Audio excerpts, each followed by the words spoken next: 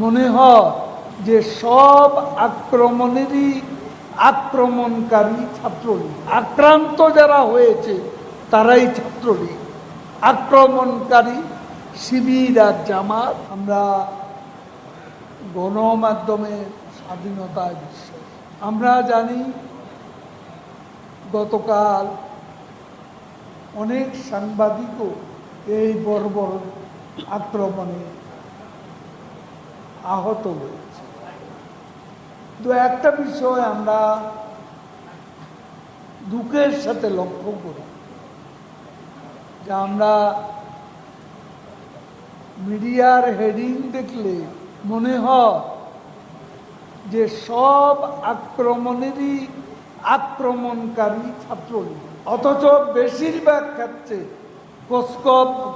খবর নিয়ে দেখবেন যে আক্রান্ত যারা হয়েছে তারাই ছাত্রলীগ, আক্রমণকারী শিবির আর জামাত দিয়ে ছাত্র।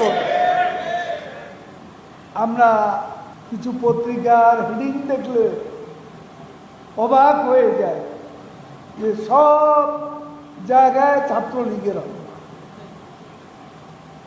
ছাত্রলীগের ধরে ধরে হল থেকে মধ্যরাতে মেয়েদেরকে বের করতে হলে হলে ছাত্রলীগের নেতা কর্মীদের পোশাক পরিচ্ছদ, তাদের বই পুস্তক পুড়িয়ে দেওয়া হয়েছে।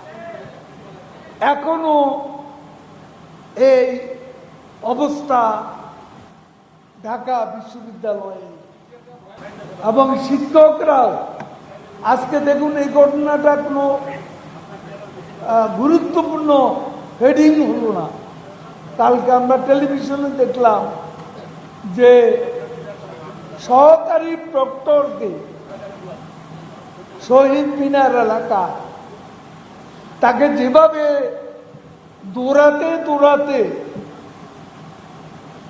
লাঠি দিয়ে পেটানো হয়েছে, এটা কত যে বর্বর, চোখে না দেখলে বিশ্বাস হয় না।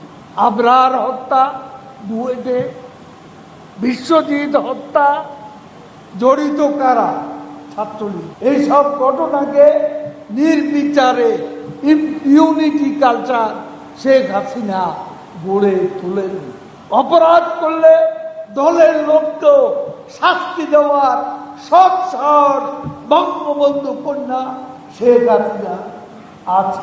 যে চেতনা আমরা ধারণ করি, লালন করি, বিশ্বাস করি, সেই চেতনায় বিশ্বাসীরা আমরা চুপ করে বসে থাকতে পারি না।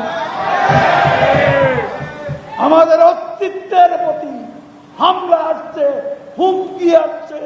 এই পরিস্থিতি মোকাবিলা আমাদের করতেই হবে। আজকেও তাদের ভয়াবহ তাণ্ডব সৃষ্টির এজেন্ডা আছে। আমি সারা দেশে আওয়ামী লীগের প্রত্যেক নেতা কর্মীকে আমাদের নেত্রীর পক্ষ থেকে নির্দেশ দিচ্ছি, সারা দেশে সতর্ক হয়ে শক্ত অবস্থা নিয়ে এই অশুভ অপশক্তিকে প্রতিহত করতে হবে।